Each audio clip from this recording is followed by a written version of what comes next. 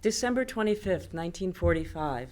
My dears, if you have a good memory, you will recognize this stationery. I once received it as a birthday present 7 or 8 years ago.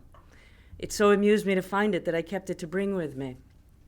From the moment at which my father and his family slammed the door on their lives to narrowly escape Brussels 4 days before Hitler's bombs exploded on their adopted city, until the moment when he finally arrived back to his building on Christmas Day, 5.5 years later, everything worked in staggering synchronicity to bring him full circle. His return from exile so soon after the end of the war allowed him a sense of closure, the sort of closure which lay forever beyond the reach of most victims and surviving refugees of the Holocaust. It's truly an honor and a privilege to speak to you today about one refugee's odyssey and a family who beat the odds. The lessons of the past, reflected in his story, should serve as a guide to the future. The ultimate goal is, in effect, to unite human beings from all religions and backgrounds so that the atrocities of the Holocaust may be revisited within the context of current events, ensuring that the most fundamental human rights remain at the highest level of our consciousness at all times. We may speak of the shooting of young Malala in Pakistan, who is standing up for the right of all young women everywhere to be educated, or the ongoing atrocities committed by Bashar al-Assad in Syria, to the conflicts and uprisings in the greater Middle East, in Iraq, and against the Yazidis, to Rwanda, to Darfur, and elsewhere in Africa, reaching as far as North Korea. The reality is that the lessons of the Shoah and the stories of those who lived through it should resonate as deeply today as tomorrow and forever. We must be the gatekeepers of these memories while continuing to fight to protect humanity and ensure that war crimes and genocide become a thing of the past, so that the future may bring an end to political and religious tyranny. The question for my father was never whether he would fight during the war, but how he would fight his enemy to defeat him. His war, during which he used every ounce of his intellect, was a war of intelligence, requiring him more often than not to suppress his Jewish identity. This gave him the freedom to act on a moment's notice while hiding in plain sight. Unlike the average American soldier, he and the young Jewish refugee soldiers like him, who became known as the Ritchie Boys, had a head start in understanding their enemy. They were European refugees who had fled the Nazis. In certain cases, these once stateless refugees had lost loved ones to Hitler's war against the Jews and returned as intelligence officers to vet and send war criminals to prosecution. These boys grew into seasoned men who compensated for their lack of brawn with their intelligence and life experience. In my father's case, he always felt that the Army was a period of calm and safety by comparison to his 16-month escape out of Nazi-occupied Europe, while he and his family managed to dodge bombs and bullets before arriving to New York in September of 1941, just 3 months before the attack on Pearl Harbor. In fact, the Spanish freighter on which they arrived, the Navamar, one of the last refugee ships to leave Europe, was bombed and sunk by the Germans on its return across the Atlantic. Theirs was a truly miraculous voyage out of a somewhat benevolent Spain, ruled by Franco, a somewhat benevolent dictator with regard to the Jews. Someday you will understand my father's private World War II brings us front and center on a unique story of survival and closure. My father's psychological coping mechanisms were without a doubt exceptional, and they were what allowed him to find normal within the boundaries of his circumstances. He encountered refugees and survivors by the tens of thousands as he made his way north through Italy. One of his first assignments upon arriving to Caserta, just north of Naples, was to translate part of the German army in Italy's order of surrender, as well as to vet war criminals from the masses at POW camps in Getty and Verona before making his way to Austria and Germany. All along his warpath, he was simultaneously confronted with the disastrous results of Nazism and rescuing refugees and displaced people. My father decided to take things into his own hands when he appealed first to his best friend's mother and then directly to Eleanor Roosevelt to improve conditions at the former concentration camps turned into refugee camps. And then, when he was posted in Vienna, he encountered the man who would become the greatest Nazi hunter of all time, the president of the Executive Committee for the Jews in that area, Simon Wiesenthal, whose office was coincidentally located just a few buildings down from his. Then, just a survivor on a mission, my father consulted Wiesenthal about the refugees, the conditions at the camp, and what he could do to help.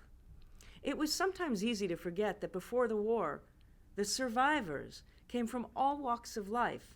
They weren't stateless, they weren't destitute, and as a result, they were not on the verge of starvation and of death. And as we see now, we see this on a daily basis on television when we look at the refugees as they come through Greece. And if you juxtapose that, and if you just juxtapose the images from the 1940s to now, and you made them both black and white or both color, I doubt we would see a difference. My father turned the Army mail system on its ear to procure as many care packages as he could.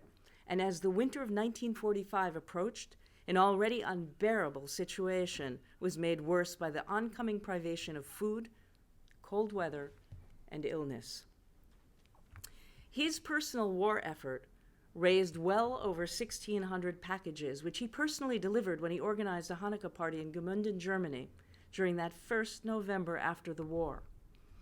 And although he bitterly complained that he really didn't feel like going and was very, very adolescent about something that he organized, not only did he remember it for the rest of his life, but it would prove an enduring memory for generations to come, as at least one of the men who attended the party, a survivor named Jakob Artmann, kept a photograph of my father in his special box for the rest of his life. After his death, his daughter would find it in a special box just hidden amongst his personal things, and she eventually tracked down my father in New York and called him to thank him. Today's breaking news concerning the refugee crisis seems to have popped randomly up on our timeline. But if we look back and beyond the headlines, we can see that this second biggest wave of migration in human history, this genocidal war against the Syrian people, the uptick in global terrorism, caused mainly by the religious extremism of Daesh and other prominent groups such as Boko Haram and Al-Shabaab, that we are now faced with the danger of porous borders and the birth of homegrown extremism here in the United States, which challenges not only our values, but the very notion of our civil liberties.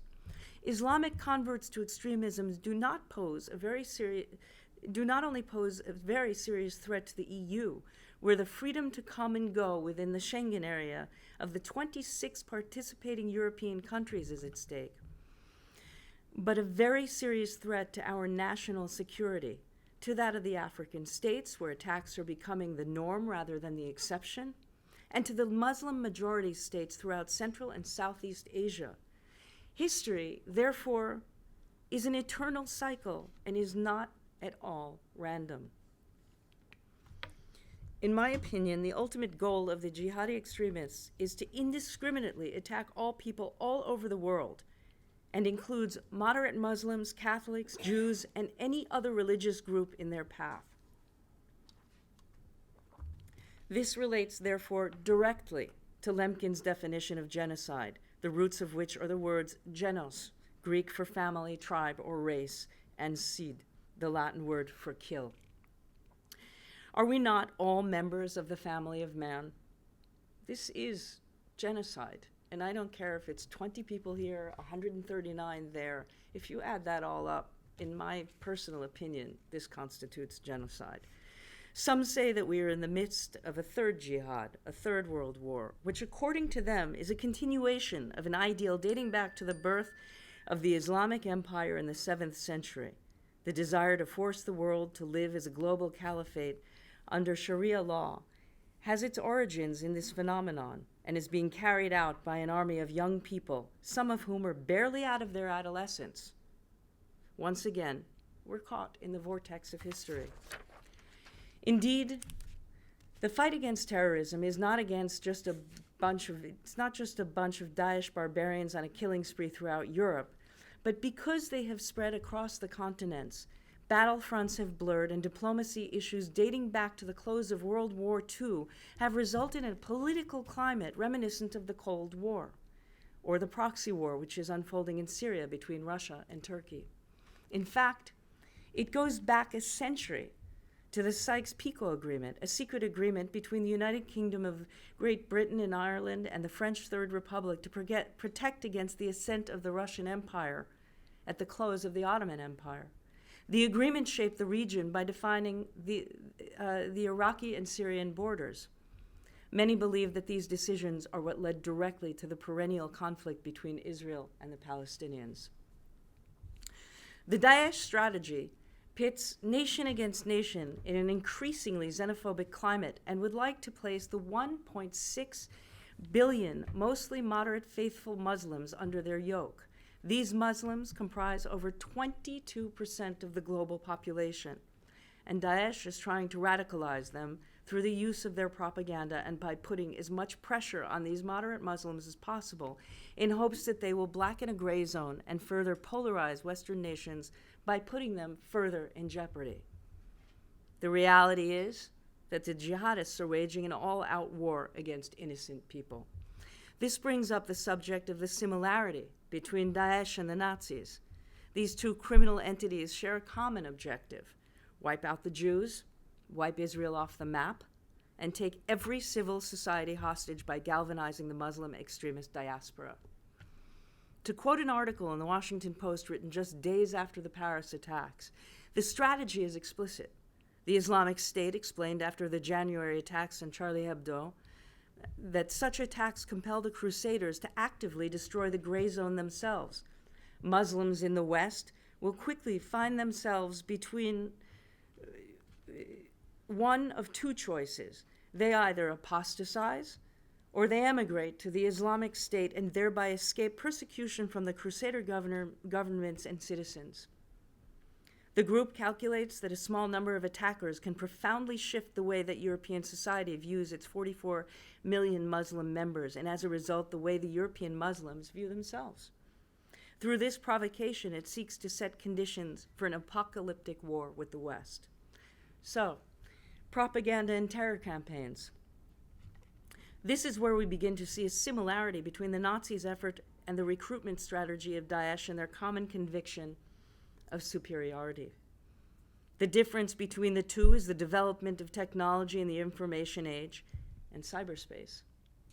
The disbursement of information now works at the speed of light, multiplying across the globe through the internet, through Facebook, through WhatsApp, Twitter, YouTube, and which is not only their route, but it's their main forum. Cyberspace and the internet are the newest theater of war, and not only must we learn to move as fast as the terrorists, but we must institute a collaboration between the networks and social media and all areas of law enforcement to strategically wipe out their communication capabilities and their mafioso means of raising the $2 billion a year which they extort to run their campaign of terror. This means that we must hit them on at least two fronts in hopes of keeping the use of force to a minimum. One is to remove their ability to function over the internet, and two, sever their financial capabilities. This will cause human casualties, but it could save masses. Why then must we continue to gather the testimonies of survivors and continue to educate about the Holocaust? Perhaps because history is a cycle. Because if we take, for example, the Yazidis, a 4,000-year-old religion and among the oldest in Mesopotamia and Iraq, the day before the Paris attacks in November of 2015, the United States Holocaust Museum issued a report stating that the attack by ISIS on the over 500,000 followers living in Iraq is considered a crime of genocide. And just, I think it's the week before last, Kerry announced that the American government saw it as a genocide as well. The Islamic State performed targeted massacres, rape, and the enslavement of the Yazidi women, as well as forcing young men and boys to join the fight for them or they'd be killed. What is the point of continued education on the subject of the Holocaust if success seems absolutely unattainable and war and genocide are cyclical? Propaganda and acts of terrorism. Hitler's ideology and a hatred against people ignited the Holocaust in much the same way that this holy war is being directed at the contemporary world. Well, Holocaust education is a form of condemnation. We must draw upon the similarities of these two periods in the history of humanity to educate future generations and to look to the most egregious period in history so that we may find coping mechanisms to fight this and future waves of terror.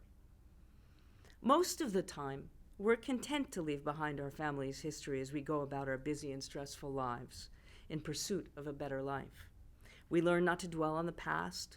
Pieces are left in real or imaginary boxes in attics or closets, or safely buried deep in our subconscious.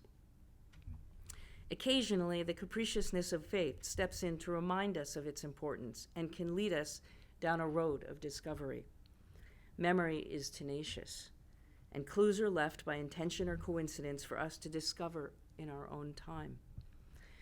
My time came when my father handed me a green metal box filled with 700 letters he had written home to his family while he served in the U.S. Army during and in the early aftermath of the Second World War. I am the gatekeeper of my father's memories, and by telling his story, my hope is that on some level I can make a small contribution against revisionist history. To that end, it requires us not only to read history, but to feel its impact. To feel history, we need to hear the stories of those who experienced it firsthand. I'm commanded to never forget. Each and every survivor's story is vital.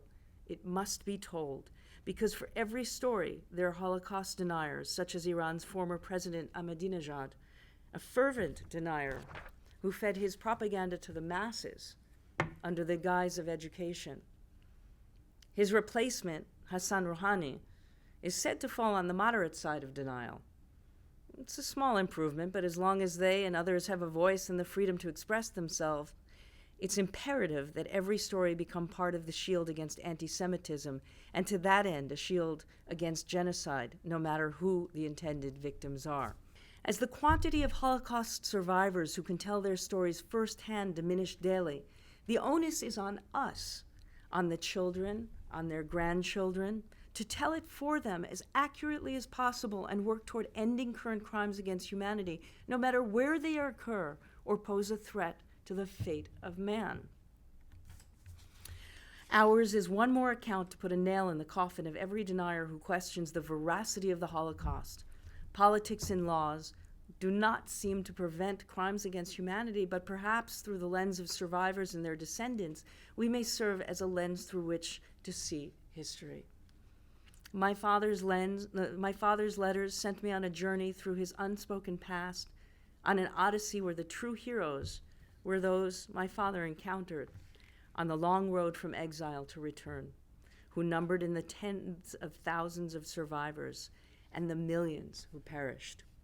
Along the road, I found another hero, my father, if only because he kept his silence and allowed me to have an unburdened childhood, unencumbered by the weight of his past. The letters were primarily written to his mother and family, but they were intended for anyone in their circle who was interested. When my son was 8, I handed him the first stack of translated letters when he ran out of reading material for school. It was a little late in the day to go to Barnes & Noble, and I had to make dinner. A few minutes later, I heard him laughing in his room. Naturally, I yelled at him, and I said, "Do your homework." And he yelled back, "I am, Mom. I'm reading what you gave me, and I feel like Grandpa's in the room with me." Well, Jacob, Grandpa will always be in the room with you. Tears welled in my eyes, and I ran into his room. I hugged him and promised to translate every last letter for him. The letters were written from the perspective of a surviving refugee in exile, if you will, who chronicled his life in the army on an almost daily basis. We text, he wrote, and boy did he write. I mean, at 700 letters, I figure is probably well over 1,000 pages of translation. He spoke several times of needing to record his thoughts and use his voice as a vehicle. The letters were written on the most amazing stationery, including Nazi letterhead in full color. Ultimately, he wrote what I think is the most incredible of all of the letters, Nazi stationery notwithstanding, on his personally monogrammed stationery given to him on the occasion of his bar mitzvah, which he found upon recovering his family's belongings in Brussels that Christmas Day in 1945.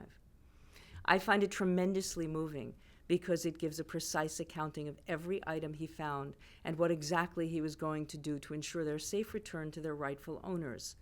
He had all of their things brought to the JDC, the Joint Distribution Committee office located in the building next to the Grand Synagogue where he was bar mitzvahed. Coincidence or fate? His journey took him full circle, and I'm certain that he never forgot a thing. One of his last, and certainly the most chilling revelation came when he said upon hearing an alarm go off over the hospital's loudspeaker, "When I hear that sound, all I can think is, I'm a Jew. I'm a Jew. I'm a Jew." The letters can at times be misinterpreted as mundane, but to read between the lines is to disambiguate frustration from banality. And it's there. It's at the space between the commas. It's at the pause between his words. That's where I could reflect upon what was unsaid. Because what my father chose not to convey served to sharpen the larger picture of events unfolding around him. This is what allowed history into focus. And where he gave voice to his experiences during his training and later upon his return to Europe during the early aftermath of the war, my job evolved into giving voice to his evasiveness. 4 years after arriving in the United States, my father, Walter Wolf, who was by then fluent in German and French and conversant in Spanish with some knowledge of Italian, returned to Europe as one of the Ritchie Boys, an exclusive branch of the Army, which developed into what we now know as the CIA. The once persecuted returned to prosecute, sending many to trial in Nuremberg. He was barely 20 years old, and on his 21st birthday, he traipsed across the eagle's nest. His letters are riveting, they're heartbreaking, they're often very humorous, and he was a charming and resourceful young man, a keen observer of the turmoil and settling of scores that occurred at the end of the war. He returned to the places of his childhood, he ran into old friends. He eventually liberated his ancestral home in Landau from collaborators who brought the expropriated house after his aunt was taken to Gurs, a French concentration camp. Working as an interrogator in Italy, in Austria, in Belgium, in Germany, and France, he walked around at times like a Jewish John Wayne, with a yellow Mogen David glued to his gun holster. As a Ritchie boy, one of his first tasks upon returning to Europe, as I said, was to read and classify Mussolini's documents and translate one part of the orders of the Allied forces to the Nazis in northern Italy for unconditional surrender. That, of course, means some of the documents that weren't thrown into Lake Como. He was a remarkable young man with tremendous courage and a sense of humor to balance his steadfast determination. But he was determined to make his way home, back to Brussels, to see what was left of their old lives. And by the time he returned to Rue de la Loi, he had grown from a gangly teenager into an American intelligence officer with movie star good looks. When he arrived to his building at 155 Rue de la Loi, he immediately recognized the concierge. "Are you Monsieur Hubert?" he asked, and the man looked at him and said, "Well, what's it to you?" A moment later, his wife came out from behind him, screamed, and almost dropped her mop and bucket when she saw him. She knew exactly who he was. And the only thing Monsieur Hubert could manage to say was, "I thought you all dead. You never gave me a sign that you were alive." Incredibly, he recovered most of his family's belongings after learning that Monsieur Hubert, a pharmacist named Demeur, and an old family friend had gone to great lengths to protect and keep his family's things. One of these people even endured an interrogation at the hands of the Gestapo at the infamous headquarters on Avenue Louise in Brussels. And this is why I think this letter is so important. That building has never been a residential building ever again. It's now the International Press Center. The second they left, 4 days later, it became Luftwaffe and German Army headquarters. My father was one of the very few Jewish refugees who managed to reclaim a portion of their former lives and finances, giving his family a rare opportunity to regain a sense of financial and emotional stability. Epilogue. After the war, he graduated from Columbia University and opened the renowned furniture store chain called Bon Marché in New York and in Washington, D.C. And before I close, if I may, I'd like to read you a short excerpt from my manuscript. Linz, Austria, 30 July 1945. Dear Mrs. Roosevelt, enclosed you'll find a rather interesting publication, if I may call it that. Unfortunately, I could only get these fragments, but it amused me so much that I thought it worthwhile to send it to you. At the same time, I'd like to take the liberty to inform you that while Polish, Yugoslav, and Italian refugees are generously taken care of, the remnants of European Jewry are pushed around from camp to camp with nobody taking any real interest in them. I was even told about some officers stating that we had come a little bit too early. Had we come a little later, we would have had fewer of these Jews to worry about. This, I trust, is not the general attitude of all concerned, but it does reflect a certain trend. I was also told by some of these poor people in a camp near Munich that they had no contact with any American relief organizations so far. The same appears to be true in the case of the Salzburg camp. I'm telling you all of this in the hope that a reminder from a person of your prestige and standing should prod some of the organization whose moral duty it is to look after these unfortunate people into action. Respectfully yours, Master Sergeant Walter C. Wolf, 329-08561. My grandmother Omi was highly critical of the letter to the former First Lady and found the letter to be naive. My father wrote back to her that he wasn't asking for her opinion. Typical. He had chosen to send the letter home first in order to avoid the still prying eyes of the censors, the idea being that his family would then forward it to Eleanor Roosevelt. Well, Omi failed to understand that my father, along with every other Jewish soldier and the 30 or so Jewish chaplains in Germany and Austria directly after the war who took part in both the liberation of the camps and the military occupation, were the first American Jews to lay eyes upon the survivors as they made their exodus into the safety of the American zone of occupation. They were in the unique position of being the first eyes and the first ears for a world just beginning to understand the extent of the atrocities committed, and for whom the words which we currently use, such as genocide, Shoah, and Holocaust, did not even exist in that era. Thank you.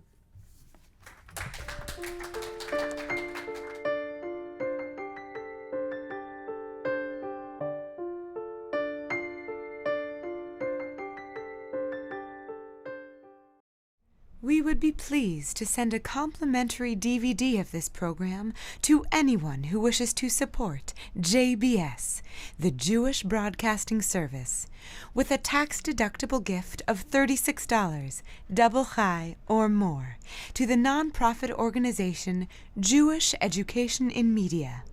Simply visit the JBS homepage and click on the Donate button to make a donation by PayPal or your credit card. And please indicate the program for which you would like a DVD. Or you can send your tax-deductible check made out to Jem, Post Office Box 180, Riverdale Station, Bronx, New York 10471. And again, please remember to indicate which program you would like to receive with our compliments. And we thank you for your kind support.